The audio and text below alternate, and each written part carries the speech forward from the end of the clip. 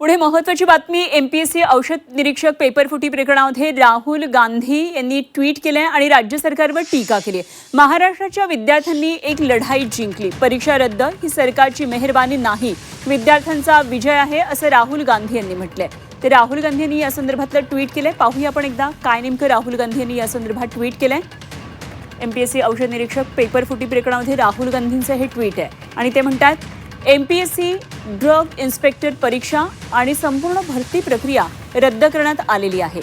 ही सरकारची मेहरबानी नाही, तर मार्चमध्ये झालेल्या ड्रग इन्स्पेक्टर परीक्षेच्या पेपरफुटीपासून ठाम राहिलेल्या विद्यार्थ्यांचा हा विजय आहे।